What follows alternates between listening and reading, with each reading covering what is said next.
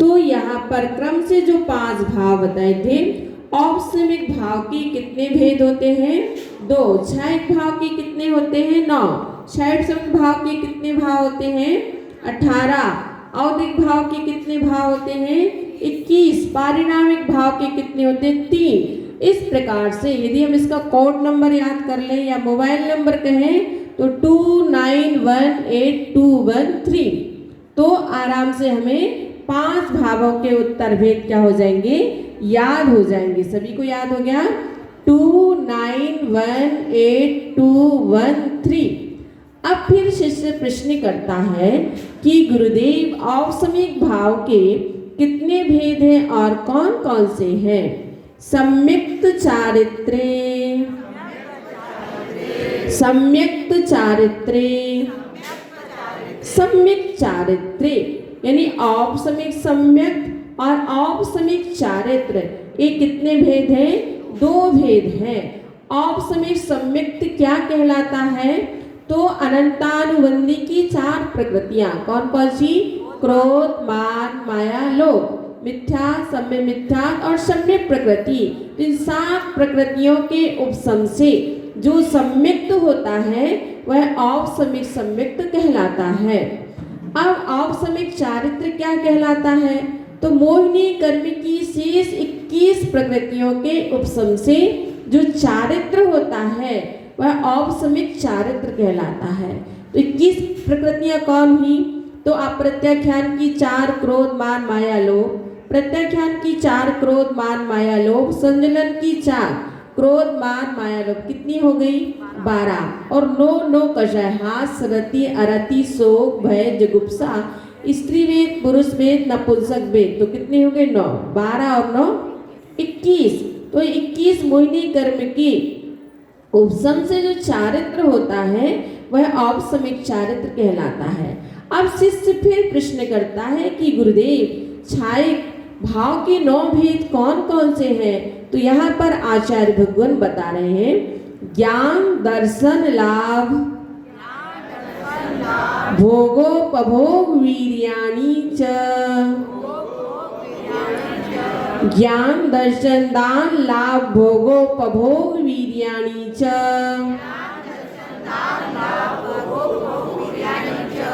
तो यहाँ पर 9 भेद, छायक ज्ञान, छायक दर्शन, छायक दान, छायक लाभ, छायक भोग, छायक उपभोग, छायक वीर।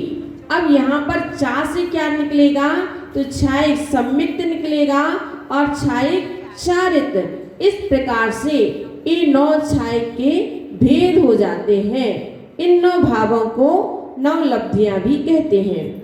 अब शिष्य प्रश्न करता है कि गुरुदेव छायक समिक के भाव 18 कौन कौन से हैं? तो आचार्य भगवान बता रहे हैं ज्ञाना, ज्ञान, दर्शन, लब्ध्यस चतुस पंच भेदः, सम्यक्त चारित्र संयमा संयमाश्च, ज्ञान, ज्ञान, दर्शन, लब्ध्यस चतुस्त्री पंच भेदः, सम्यक्त चारित्र संयमा संयमाश्च।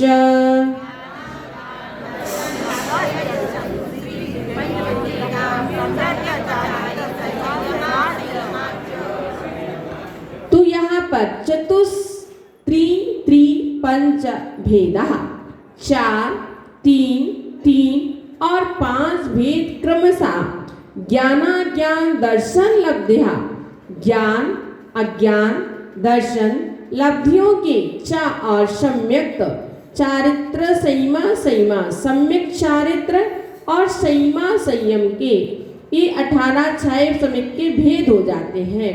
तो 4 क्या लेंगे? ज्ञान। कौन कौन से ज्ञान? मति ज्ञान, श्रुत ज्ञान, अवधि ज्ञान, मनः परे ज्ञान। 3 क्या लेंगे? अज्ञान, कुमति ज्ञान, कुश्रुत ज्ञान, कुअवधि ज्ञान। 3 दर्शन लेंगे, चक्षु दर्शन, अचक्षु दर्शन, अवधि दर्शन। 5 लब्धियां लेंगे, छायक समिक, दान, लाभ, भोग, उपभोग और वीर। और एक छायक समिक सम्यक्त क्षार समिक चारित्र, संयमा संयम। इस प्रकार से कितने भेद हो गए? क्षार समिक के 18 भेद हो गए। अब फिर शिष्य प्रश्न करता है, गुरुदेव औदैहिक भाव के 21 भेद कौन कौन से हैं? तो आचार्य भगवंत यहाँ पर बता रहे हैं, गतिक कसाय लिंग मिथ्या दर्शना, ज्ञाना संहिता सिद्धलेस्याश्चतुश्चतुस्त्रैकैकैक षड्भेदः।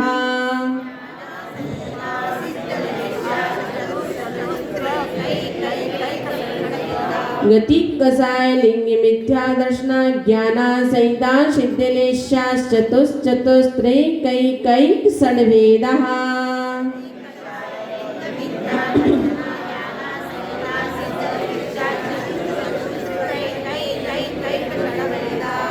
तो यहाँ पर बता रहे 21 भेद, 4 4 3 1 1 1 1 6, इस प्रकार से 21 भेद हो गए। 4 4 3 1 1 1 6।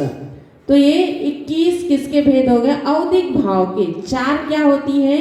गति हुआ करती हैं, आप सभी जानते हैं। 4 कसाय भी जानते हैं। और 3 लिंग, स्त्री वेद, पुरुष वेद, नपुंसक वेद। 1 मिथ्या, 1 अज्ञान, 1 असंयम, 1 असिद्धित और 6 लेशाएं होती हैं। कृष्ण नील कापोर, पीक पद्म शुक्ल।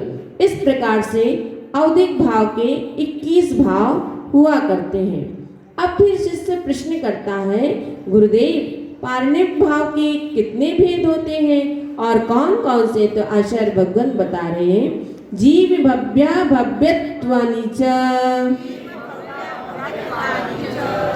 यहाँ पर पारणिक भाव के कितने भेद हैं? 3, जीवत्व, भव्यत्व और अभव्यत्व। जीवत्व का अर्थ क्या होता है? जीवत्व का अर्थ होता है चेतन। यह शक्ति आत्मा की क्या है? स्वाभाविक है। इसमें कर्म के उदय आदि की अपेक्षा नहीं पड़ती है, इसलिए इसे क्या कहते हैं? पारिणामिक भी है। भव्यत्व का मतलब जिसमें रत्नात्रय प्रकट करने की योग्यता हुआ करती है, वह भव्य कहलाता। आप सभी भव्य की नहीं? हाँ, सभी के अंदर रत्नात्रय प्रकट करने की योग्यता। यदि आप चाहें तो सभी आर्यिका बन सकते हैं, आप चाहें तो सभी मुनि बन सकते हैं। अभव्यत्व का मतलब होता है कि जिसमें रत्नात्रय प्रकट करने की योग्यता नहीं होती है, वह अभव्यत्व है। अब फिर शिष्य प्रश्न करता है कि गुरुदेव जीव का लक्षण क्या है? उपयोगो लक्षणम, उपयोगो लक्षणम, उपयोगा, उपयोग जीव का क्या है? लक्षण है। यदि आपसे पूछते तो आप क्या कहते हैं? जिसमें चेतना पाई जाती है वह जीव है। पर उमा स्वामी महाराज क्या कह रहे हैं कि उपयोग जीव का क्या है? लक्षण है। अब फिर शिष्य प्रश्न करता है, गुरुदेव उपयोग के कितने भेद हैं और कौन कौन से हैं? सत द्विविदोष्ट चतुर्भेदः। सानी बोलेंगे, सत द्विविदोष्ट चतुर्भेदः। वह उपयोग कितने प्रकार का है? 2 प्रकार का है, ज्ञानोपयोग और दर्शनोपयोग। तो ज्ञानोपयोग के कितने भेद होते हैं? 8 हुआ करते हैं। कौन कौन से? मति ज्ञान, श्रुत ज्ञान, अवधि ज्ञान, मनापरय ज्ञान, केवल ज्ञान, कुमति ज्ञान, कुश्रुत ज्ञान, कुअवधि ज्ञान।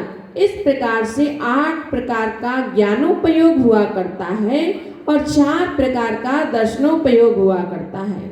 चक्षु दर्शन, अचक्षु दर्शन, अवधि दर्शन और केवल दर्शन। अब फिर शिष्य प्रश्न करता है, गुरुदेव जीव के भेद कौन कौन से हैं? तो आचार्य भगवंत बता रहे, संसारिणो मुक्ताश्च।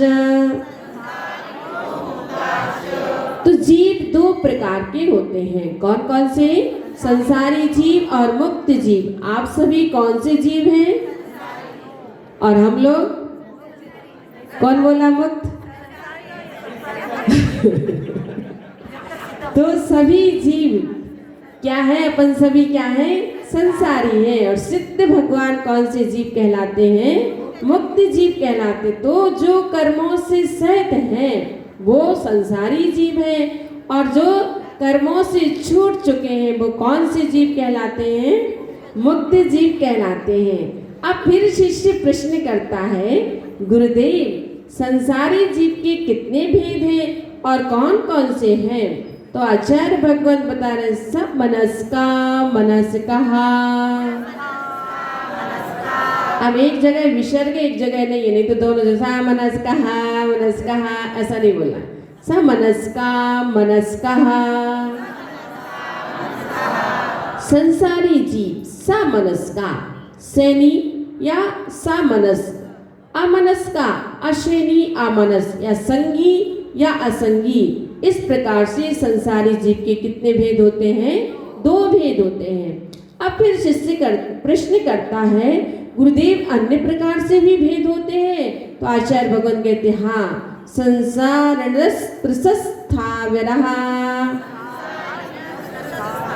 संसारणस् त्रिसस्थावरः संसारिणः संसारी जीव त्रिसस्थावरः। त्रिस और स्थावर के भेद से कितने प्रकार का है? 2 प्रकार का है। तो आप लोग त्रिस है कि स्थावर?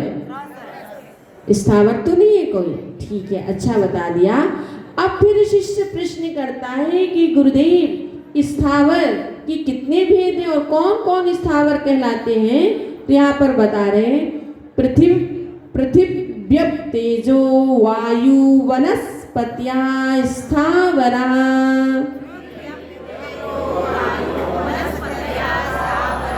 पृथ्वी का एक, जल का एक, अग्नि का एक, वायु का एक, वनस्पति का एक, ये 5 प्रकार के स्थावर हैं। इनमें मात्र कितनी इंद्रियां पाई जाती है? 1। आप सभी 5 स्थावरों में कौन से नंबर के स्थावर हैं? अच्छा स्थावर नहीं हो, ठीक है। अब फिर शिष्य प्रश्न करता है, गुरुदेव त्रिश के क्या भेद है? तो आचार्य भगवान बता रहे हैं द्विन्द्रियादयस्त्रिशः। तो द्विन्द्रियादया 2 इंद्रिय, 3 इंद्रिय, 4 इंद्रिय, 5 इंद्रिय जीव त्रिशा यानी क्या कहलाते हैं? त्रिश कहलाते हैं। अब फिर प्रश्न करता है शिष्य, गुरुदेव इंद्रियों की संख्या कितनी है? तो यहाँ पर बता रहे हैं पंचेन्द्रियाणि। ऐसा पंचेन्द्रियाणि इंद्रियाणि। इंद्रियां 5 यानी कितनी होती हैं? 5 होती हैं। इंद्रिया का मतलब कि संसारी जीव की पहचान कराने वाले जो चिन्ह है उसे क्या कहते हैं? इंद्रिया कहते हैं। अब इंद्रियों के मूल कितने भेद हैं? तो आचार्य भगवान बता रहे द्विविधानी। इंद्रियां 2 प्रकार की होती हैं, एक द्रव्य इंद्रिय होती है और भाव इंद्रियां हुआ करती हैं। अब फिर शिष्य प्रश्न करता है कि गुरुदेव द्रव्य इंद्रियों का स्वरूप क्या है? कौन सी द्रव्य इंद्रियां कहलाती हैं? तो आचार्य भगवान बता रहे हैं निर्वृत्त्युपकरणे द्रव्येन्द्रियं निर्वृत्त्युपकरणे द्रव्येन्द्रियं। निर्वृत्ति और उपकरण को क्या कहते हैं? द्रव्य इंद्रिय कहते हैं।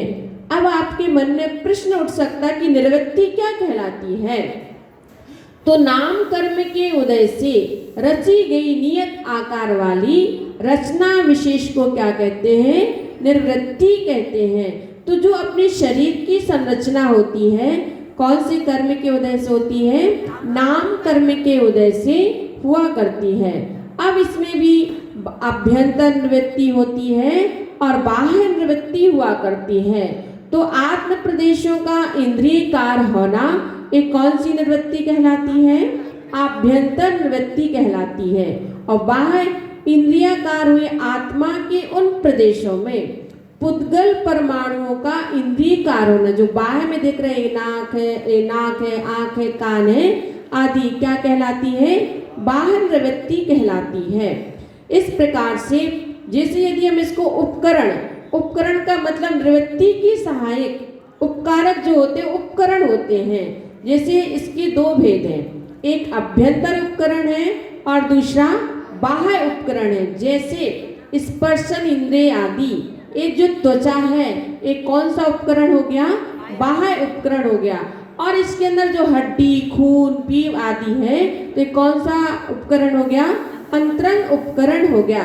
अब ऐसे अपन एक एक पांचों इंद्रियों का घटित कर सकते हैं। अब फिर शिष्य प्रश्न करता है कि गुरुदेव भाव इंद्रियों का क्या स्वरूप है? तो आचार्य भगवान बता रहे हैं लब्धि योगौ भावेन्द्रियम, लब्धि योगौ यानी लब्धि और उपयोग को भावेन्द्रियम यानी क्या कहते हैं, भाव इंद्रिय कहते हैं। अब फिर शिष्य प्रश्न करता है कि गुरुदेव इंद्रियां कौन कौन सी होती हैं? तो यहाँ पर आचार्य भगवान बता रहे स्पर्शन रसन घ्राण चक्षु श्रोत्राणि। ये नहीं बोला स्पर्शन, स्पर्शन रसन घ्राण चक्षु श्रोत्राणि। तो स्पर्शन मतलब त्वचा, रसना मतलब जीभ, घ्राण मतलब नाक, चक्षु मतलब आँख और श्रोत मतलब कान। ये 5 इंद्रियां होती हैं। आप सभी की कितनी इंद्रियां हैं? 5 है ना अरविंद भैया? कुछ कम बढ़ तो नहीं है? ठीक है। अब फिर शिष्य प्रश्न करता है कि गुरुदेव इंद्रियों के विषय कौन कौन से हैं? तो यहाँ पर बता रहे हैं स्पर्श रस गंध वर्ण शब्दास तदार्थः।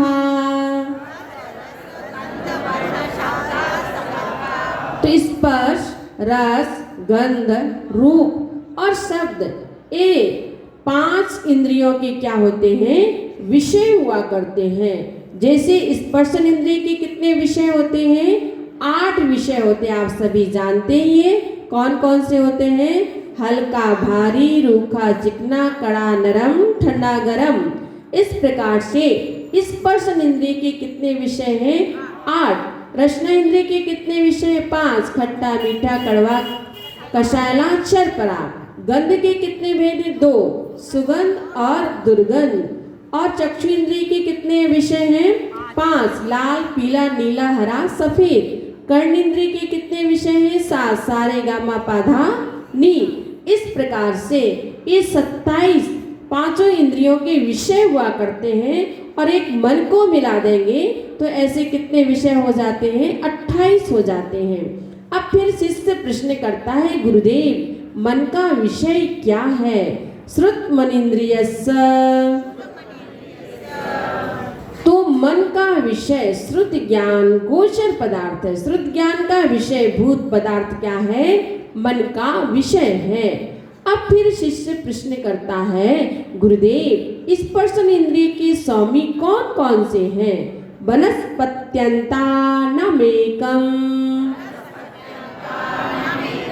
वनस्पत्यंता नाम वनस्पति काय है अंत में जिनके, ऐसे पृथ्वी का एक, जल का एक, अग्नि का एक, वायु का एक, वनस्पति का एक, जीवों के एकम एक स्पर्शन इंद्रियां हुआ करती है। अब शेष इंद्रियों के स्वामी कौन कौन से हैं? कृमि पिपीलिका भ्रमर मनुष्यादीना में कैक वृद्धानी।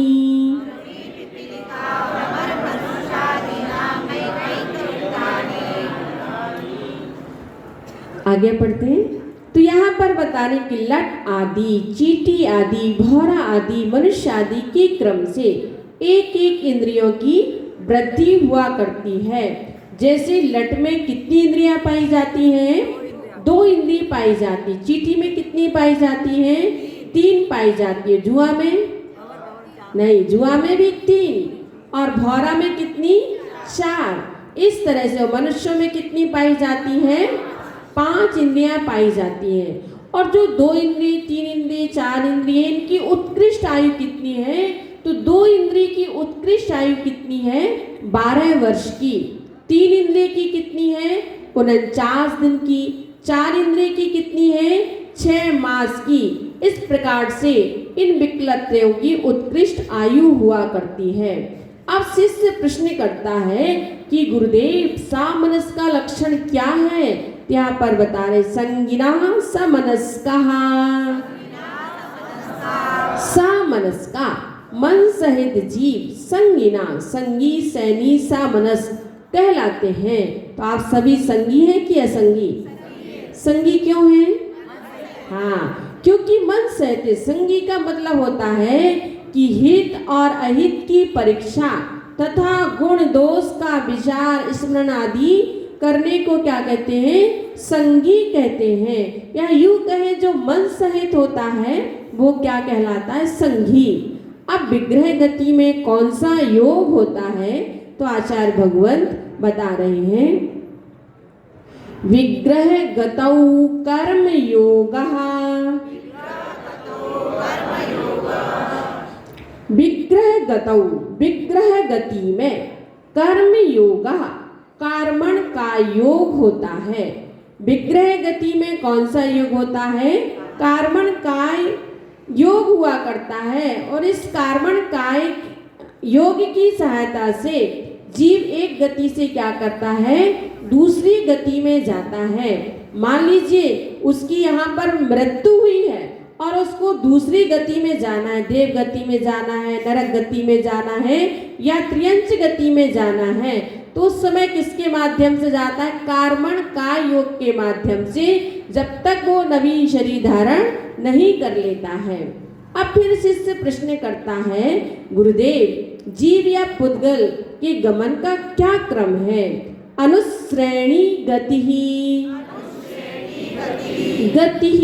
जीव और पुद्गलों का गमन अनुश्रेणी यानी आकाश के प्रदेशों की श्रेणी के अनुसार ही होता है। श्रेणी का मतलब क्या होता है कि लोक के मध्य से लेकर ऊपर नीचे तिरछे आदि और आकाश के प्रदेशों की सीधी पंक्ति को क्या कहते हैं? श्रेणी कहते हैं। तो इस प्रकार से जो जीव मरकर क्या करता है? नया शरीर धारण करने के लिए कौन सी गति में जाता है? विग्रह गति में गमन करता है। उसी का गमन विग्रह गति में कैसा होता है? श्रेणी के अनुसार ही हुआ करता है।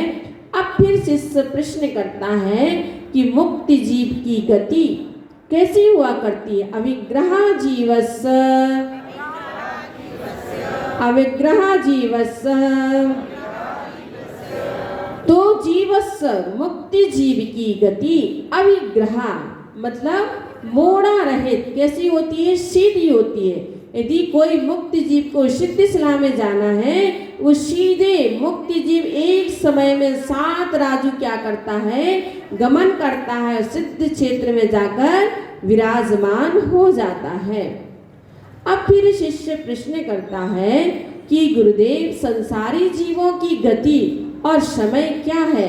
तो यहाँ पर बता रहे विग्रहवती च संसारिणः प्राक् चतुर्भ्यः।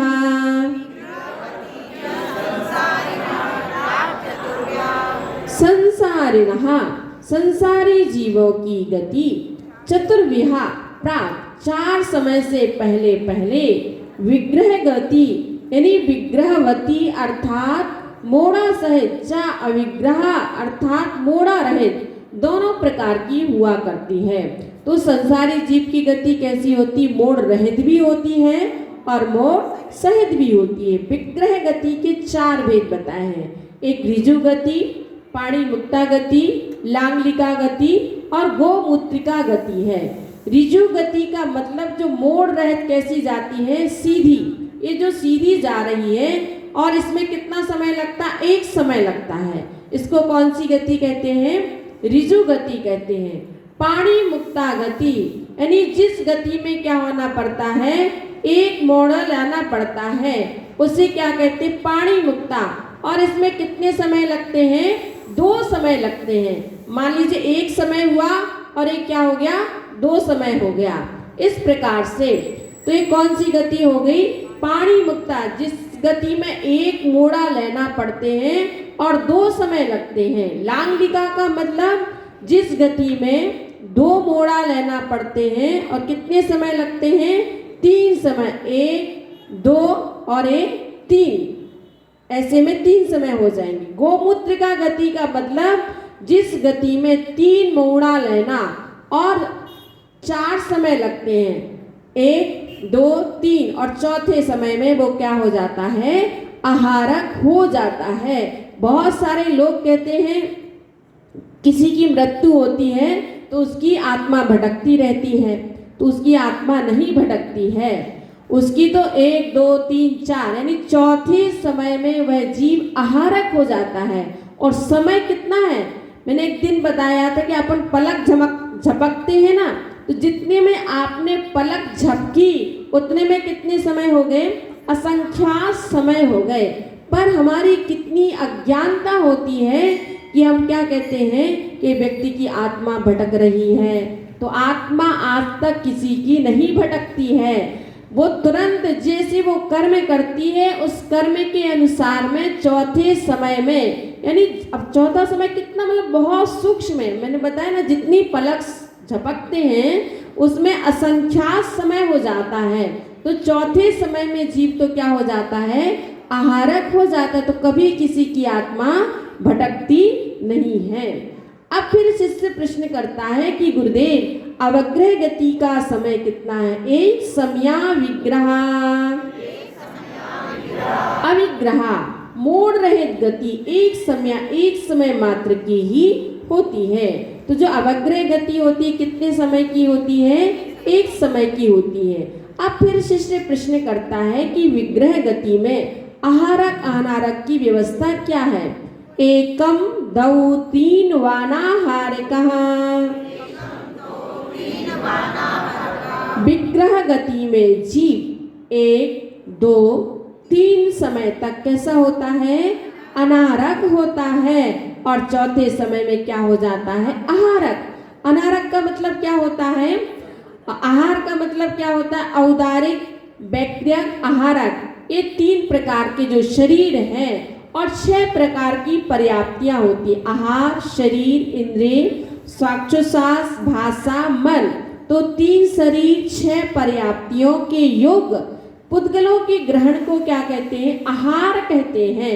यानी चौथे समय में ये जीव ये 9 पुद्गल कर्मों को क्या कर लेता है, ग्रहण कर लेता है, इसलिए वो क्या हो जाता है चौथे समय में आहारक। और अनारक का मतलब होता है जब तक जीव आहार को ग्रहण नहीं करता, आहार से ये लेना 3 शरीर और 6 पर्याप्तियां इनको ग्रहण नहीं करता है, तब तक जीव क्या कहलाता है, अनारक कहलाता है। अब इस प्रकार से फिर शिष्य प्रश्न करता है, गुरुदेव जन्म के कितने भेद हैं और कौन कौन से हैं। तो सम्मूर्छन गर्भोपादा जन्म, जन्म, सम्मूर्छन, गर्भ और उत्पाद के वेश से 3 प्रकार का हुआ करता है। जन्म आप सभी जानते हैं कि आत्मा का पूर्व शरीर को त्याग कर नवीन शरीर को धारण करना, ये क्या कहलाता है, जन्म कहलाता है। सम्मूर्छन जन्म किसे कहते हैं, तो माता पिता के बिना अपनी शरीर के योग्य पुद्गल परमाणुओं के द्वारा जो शरीर की रचना होती है वह सम्मूर्छन जन्म होता है। कितने बार जब देखते ना कि बारिश होती है तो बहुत सारे सम्मूर्छन, गिजाई, केचुआ, मेढक आदि क्या हो जाते हैं, उत्पन्न हो जाते हैं। अब उन्हें माता पिता की कोई जरूरत नहीं है, जैसे ही उनके योग पुद्गल परमाणु मिले वैसे उनकी क्या होने लगती है, उत्पत्ति होने लगती है। और गर्भ जन्म जिसमें माता पिता की अपेक्षा हुआ करती है वह गर्भ जन्म कहलाता है। उपपाद जन्म यानी जहाँ पर माता पिता के बिना जो देव और नारकियों का जन्म होता है, तो वहाँ कैसे जन्म होता है, एक उपपाद सैया होती है देवों में। तो उपपाद सैया में जैसे कोई शयन करता है, मान लीजिए यहाँ से किसी की मृत्यु हुई और वो देव गति में गया, एक कमरा होता है और वहाँ पे एक शैया होती है और ऐसा लेटा हुआ और अंतर मुहूर्त के अंदर वो उठ के बैठ जाता है। तो इस प्रकार से उपपाद जन्म देवों का होता है। और नारकियों का भी एक वहाँ पर घंटा आकृति जैसी एक स्थान होता है, वहाँ से नारकी नीचे गिरता है 500 देश, फिर ऊपर जाता, फिर नीचे जाता। तो इस तरह से उनका जन्म हुआ करता है। तो माता पिता के बिना देव और नारकियों का कौन सा जन्म होता है? उपवास जन्म होता है। अब फिर शिष्य प्रश्न करता है कि गुरुदेव योनियों के कितने भेद हैं और कौन कौन से हैं? तो बता रहे हैं सचित शीत संवृता सेतरा मिश्राश्चैकसस्तद्यो नया।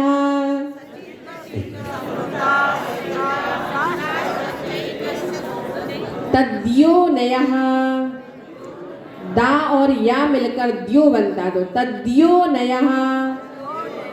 हाँ, तो यहाँ पर सचित शीत समृता, सचित शीत समृत से तरह, इनसे उल्टे अचित उष्ण विव्रत चा और एक सहा एक एक कर मिश्रा क्रम से यदि इनको मिला देंगे तो सचित्ता चित्त शीतोष्ण समृत विव्रत ये 9 तद्यो नया 9 प्रकार की क्या हुआ करती हैं? योनियां हुआ, जन्मों की क्या होती हैं? योनियां हुआ करती हैं। तो 3 के उल्टे कर दो, फिर उन दोनों को मिला दो, इस तरह से 9 योनियां हो जाती हैं। अब फिर शिष्य प्रश्न करता है गुरुदेव गर्भ जन्म के स्वामी कौन कौन से? तो बता रहे जरायु जांडस पोतानाम गर्भा। जरायु, अंडस और पोत तीनों प्रकार के प्राणियों के गर्भ जन्म ही होता है। उन्हें क्या कहते? उन्हें मतलब इनका कौन सा जन्म होता है? गर्भ जन्म ही होता है। जरायु का मतलब किसको होता है? जरायु जन्म गाय भैंस आदि जो है मनुष्य आदि इनका कौन सा जन्म होता है? जरायुज होता है। अंडस जन्म किसका होता है? तो जो चील कबूतर आदि होते हैं उनका अंडस जन्म होता है। पोत जन्म मतलब जन्म लेते ही चलने फिरने लगते, जैसे हिरण शेर वगैरह होते हैं, इनका कौन सा जन्म होता है? पोत जन्म होता है। अब फिर शिष्य प्रश्न करता है कि उपवास जन्म की स्वामी कौन कौन से हैं? तो बता रहे देव नारकाणाम उपपादः। देव नारकाणाम, देव और नारकियों के उपपादः उपवास जन्म होता है। अब फिर शिष्य प्रश्न करता है कि सम्मूर्छन जन्म के स्वामी कौन है? तो बता रहे हैं शेषाणाम सम्मूर्छनम। शेषाणाम गर्भ और उपवास जन्म वालों से भिन्न जीवों के कौन सा जन्म होता है? सम्मूर्छन जन्म ही होता है। अथवा शेष सब जीवों के कौन से जन्म होता है? सम्मूर्छन। शेष से कहाँ क्या लेंगे? तो एक इंद्रिय से लेकर असेनी पंचेंद्रिय त्रयंचों का नियम से सम्मूर्छन जन्म ही होता है। और लब्ध पर्याप्तक मनुष्यों के भी कौन सा जन्म होता है? सम्मूर्छन जन्म होता है। शंभु रमण में उत्पन्न होने वाले जो सैनी पंचेंद्रिय जीव हैं उनका भी कौन सा जन्म होता है? सम्मूर्छन होता है। जैसे जो दंदुल है, महामतस्य आदि है, तो उनका कौन सा जन्म होता है? सम्मूर्छन होता है। अब फिर शिष्य प्रश्न करता है गुरुदेव शरीरों के नाम और भेद कौन कौन से हैं? तो आचार्य भगवत बता रहे हैं औदारिक वैक्रिय कहारक तेजस कार्बणानी शरीराणी।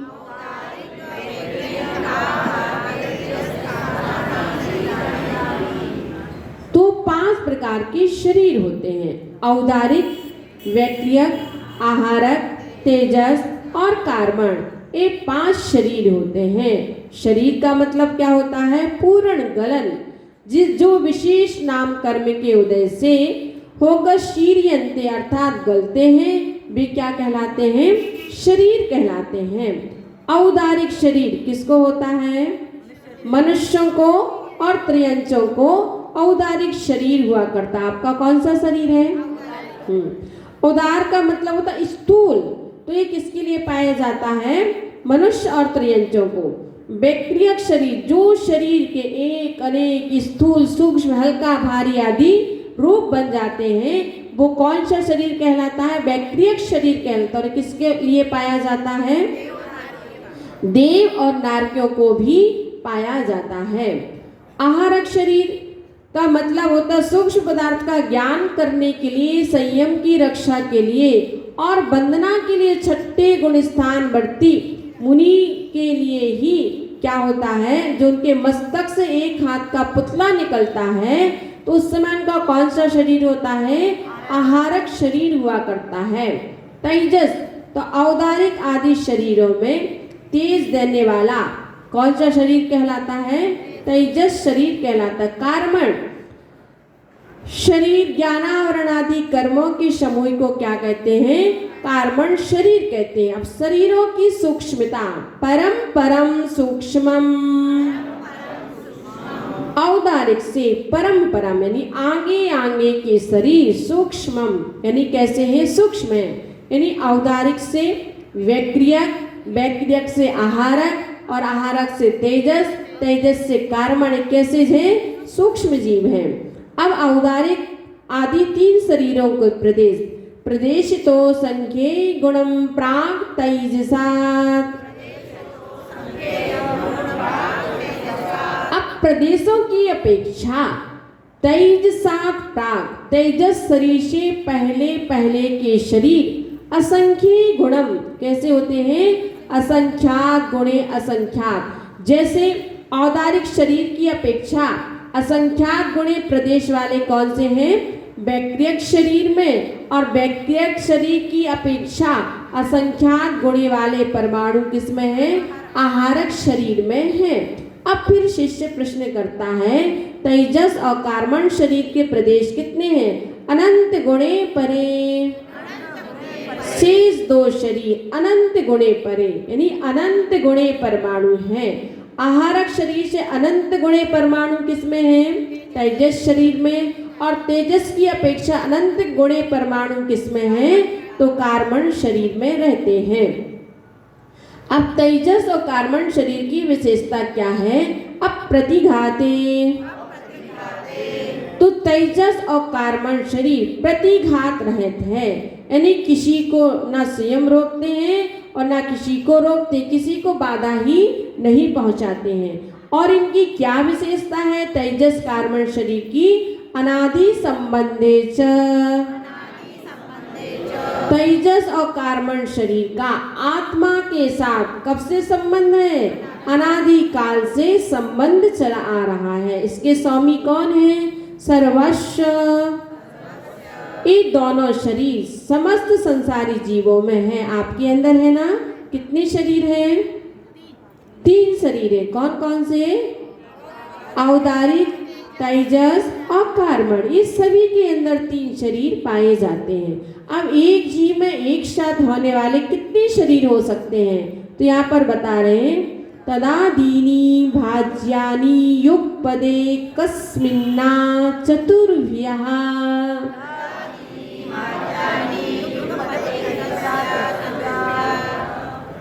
उन तेजस और कार्मण शरीर को आदि लेकर युग पद एक साथ एक से एक जीव के अचतुर्भ्या चार शरीरों को भाज्यानि यानी विभक्त करना चाहिए। यदि दो शरीर होंगे तो कौन कौन से होंगे, तेजस और कार्मण होगा। तीन होगा तो कौन कौन से होंगे, तेजस कार्मण औदारिक। और चार होंगे तो कौन कौन से होंगे, तेजस कार्मण वैक्रियक। तथा चार शरीर को तेजस कार्मण औदारिक और आहारक, तो इस प्रकार से चार होंगे, तेजस कार्मण औदारिक और वैक्रियक, ऐसे चार होंगे। अब कार्मण शरीर की विशेषता क्या है, निरूप भोग मंत्यम, अंत्यम, अंत का कार्मण शरीर। निरूप भोगम कैसा है, उपभोग रहित है। अब औदारिक शरीर का लक्षण क्या है, तो गर्म सम्मोचनस माध्यम, गर्भ सम्मोचनस माध्यम। तो गर्भ सम्मोचनम यानी गर्भ और सम्मोचन जन्म से उत्पन्न हुआ शरीर, आद्यम यानी पहला औदारिक शरीर ही होता है। तो गर्भज और सम्मोचन जीवों का शरीर कैसा होता है, औदारिक शरीर कहलाता है। वैक्रियक शरीर क्या कहलाता है, औपादिकम वैक्रियकम। औपादिकम उपा जन्म से होने वाले देव और नारकियों का शरीर कैसा होता है, वैक्रियक। कहलाता है। अब वैक्रियक की विशेष उत्पत्ति लब्धि प्रत्यम च, वैक्रियक शरीर लब्धि निमित्तक भी होता है, यानी विशेष तपस्या करने से जो रिद्धि प्राप्ति होती है वह लब्धि कहते उसे। और किसके लिए हुआ था ये? विष्णु कुमार के लिए। उनकी रिद्धि से क्या हो गया था? उनका वैक्रियक शरीर बन गया था। अब लब्धि से तेजस शरीर, तेजस शरीर भी लब्धि के निमित्त हुआ करता है। आहारक शरीर का सौम्य लक्षण शुभम विशुद्धिमाभ्याघाती जहारकम प्रमत्त संहितस्यैव।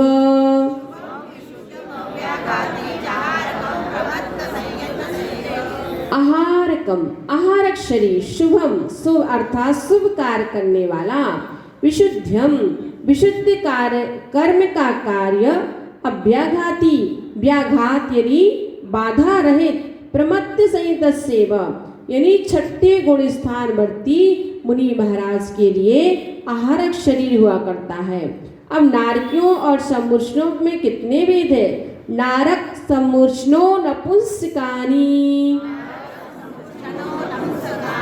नारकी और सम्मूर्छन जीव नियम से क्या होते हैं? नपुंसक ही होते हैं। अब देवों के कितने भेद हैं? न देवा यानी देव नहीं होते हैं, इसका ये अर्थ लेंगे नहीं। इसका ये अर्थ क्योंकि ऊपर जो प्रकरण चल रहा है किसका चल रहा है? अपना वेदों का चल रहा है, तो वही घटित करना है। तो कई लोग जब अर्थ करते तो देव ही नहीं होते, ऐसा अर्थ घटित कर लेते हैं। क्योंकि अपन को ये समझना कि किसका प्रकरण चल रहा है, वेदों का चल रहा है, तो देव नपुंसक नहीं होते हैं। अर्थात देवों में स्त्री वेद और पुरुष वेद ही होता है। मनुष्य और त्रियंचों के कितने वेद होते हैं? शेषास्त्री वेदा, शेष बचे हुए मनुष्य और गर्भस्थ त्रियंच कितने वेद वाले होते हैं? 3 वेद वाले हुआ करते हैं। अब यहाँ पर अकाल मृत्यु का अभाव बता रहे हैं। औपाधिक चरमोत्तम देहा संख्ये वर्षायुषो नववर्त्यायुषः। औपाधिक चरमोत्तम देहा संख्ये वर्षायुषो नववर्त्यायुषः।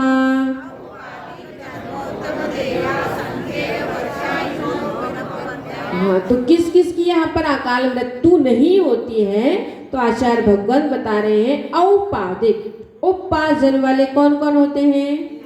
देव और नारकियों की कभी अकाल मृत्यु नहीं होती। उनके शरीर के टुकड़े टुकड़े भी हो जाएंगे, पारा की तरह शरीर भी हो जाएंगे, तब भी उनकी मृत्यु नहीं होती है। तो किसकी नहीं होती? उपार्जन वाले देव नारकी। जन्मोत्तम देहा, अंत की उत्तम देहधारी कौन? तीर्थंकर, तद्भव मोक्षगामी, इनकी भी अकाल मृत्यु नहीं होती है। और किसकी नहीं होती है? तो असंख्यात वर्ष की आयु वाले कौन से जीव होते हैं? वो भूमि के जीव होते हैं, उनकी नहीं होती है। अनवर्त्यायुषा, अनवर्त आयु वाले होते हैं, अर्थात इनका कभी अकाल मरण नहीं होता है। अकाल मरण नहीं हो सकता। जैसे कई लोग क्या करते हैं कि जैसे आम को पकाना है तो किससे पका लेते हैं? कागज पयाल आदि से उसके पहले क्या करते हैं? पका लेते हैं। उसी प्रकार मरण काल के पूर्व ही किसी कारण से आयु की क्या हो जाती है?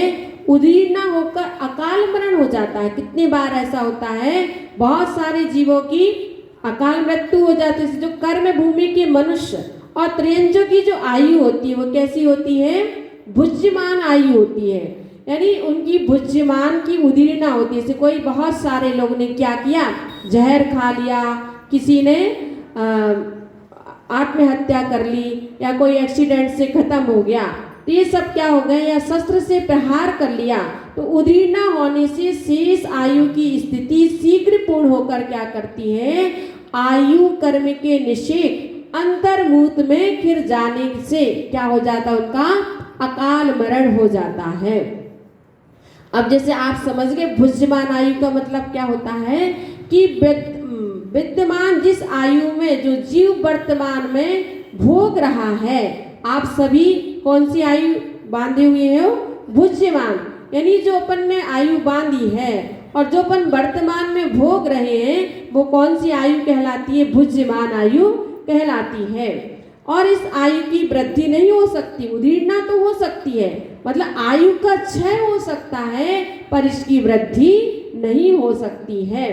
तो आचार्य भगवंत यही कह रहे हैं कि सूत्र में दिए गए उपास जन वाले, चरमोत्तम देह वाले, असंख्यात वर्ष की आयु वाले जीवों की कौन सी? भुज्यमान आयु की उदीर्णा नहीं हो सकती, मतलब इनका अकाल मरण नहीं हो सकता है। देव नारकियों का, भोग भूमियों का, तीर्थंकरों का, पर वर्तमान में जो अपन लोग हैं तो उनका तो फिर भी क्या हो सकता है? अकाल मरण हो सकता है, इनका नहीं होता है। वर्तमान का आगामी भाव के लिए जो बांधी गई आयु है वह कौन सी आयु कहलाती है? वर्तमान आयु कहलाती है। और इस आयु का उत्कर्षण, अपकर्षण और उदीर्णा नहीं होता है। इस प्रकार से इति तत्कार सूत्रे मोक्ष शास्त्रे द्वितीय अध्याय। नमो नमः।